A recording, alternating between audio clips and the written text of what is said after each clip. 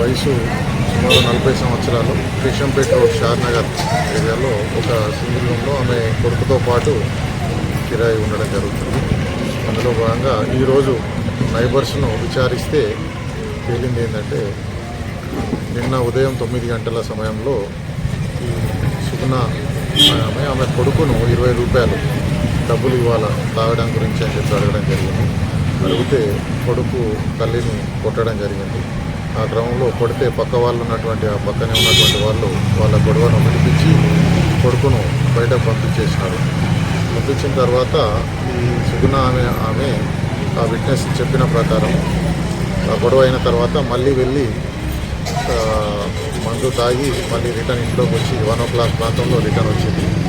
వచ్చిన తర్వాత ఈ విషయం ఆమె బిడ్డ అయినటువంటి నందినికి తెలియజేయడంతో ఆ నందిని అనే ఆమెకు పెళ్ళయింది. పెళ్ళై 5 సంవత్సరాలు, సుమారుగా 5 సంవత్సరాలు అయింది.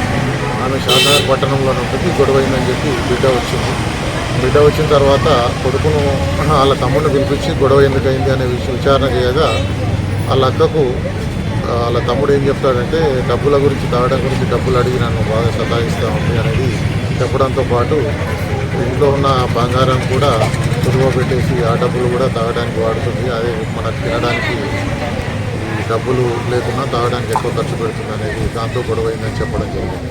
జరిగిన తర్వాత వాళ్ళ అక్క ఈ విధంగా గొడవ పడొద్దు అని చెప్పి 3 గంటల ప్రాంతంలో తమ్ముడు వెళ్ళిపోతాడు. ప్లస్ అదేవిధంగా వాళ్ళ అక్క కూడా ఇద్దరు వెళ్ళిపోతారు. వెళ్ళిపోయిన తర్వాత ఈ డిసీజ్డ్ ఎవరైతే ఉన్నారో మళ్ళీ 7:30 ప్రాంతంలో తాగి వచ్చి ఆ రూమ్ ముందు గేట్ ఎంట్రెన్స్లో పడిపోవడం జరుగుతుంది. ఆ పడిపోయిన క్రమంలో మిగతా ఆ ఇంట్లో ఉన్న టెనెంట్స్ ఎవరైతే ఉన్నారో నైబర్స్ వాళ్ళు గమనించి ఆమె లేపితే అప్పటికే ఆమె తాగి అదే యూరిన్ పాస్ కూడా చేసుకొని ఉండదు దేంట్లో చీరలు. వాళ్ళు గమనించి ఇంట్లో తీసుకోబెట్టి పండబెడతారు. ఇంట్లో పండబెట్టిన తర్వాత నైట్ 12 గంటల ప్రాంతంలో మళ్ళీ ఈ డిసీజ్ సుగుణ అనే ఆమె వాళ్ళ కూతురుకు ఫోన్ చేస్తుంది. ఫోన్ చేసి, నాకు మీ తమ్ముడు డబ్బులు ఇవ్వడం లేదు, కొంచెం ఆ డబ్బులు ఇప్పియాలా అని చెప్తుంది. చెప్పే క్రమంలో ఆ తమ్ముడు ప్లస్ అదేవిధంగా డిసీజ్డ్ సుగుణ మాట్లాడితే సరేలే రేపు పొద్దున వచ్చి మాట్లాడతామ్మా అని చెప్పేసి వాళ్ళ కూతురు చెప్పడం జరుగుతుంది.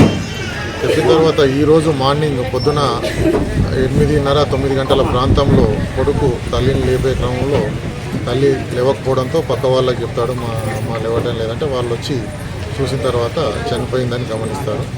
దీనిపైన మేము క్లోజ్ టీమ్ అదేవిధంగా ఇన్స్పెక్టర్ ఎస్ఎస్ షాద్నగర్ నేను టీం వచ్చి వెరిఫై చేశాము. వెరిఫై చేసి ఇప్పుడు కేసు నమోదు చేసి తర్వాత విచారణ మెడికల్ రిపోర్ట్ ఆధారంగా కాజ్ ఆఫ్ డెత్ తెలుసుకొని దానికి గల కారణాలు తెలుసుకున్న తర్వాత దీనిపైన తగు చర్యలు తీసుకోవడం జరుగుతుంది.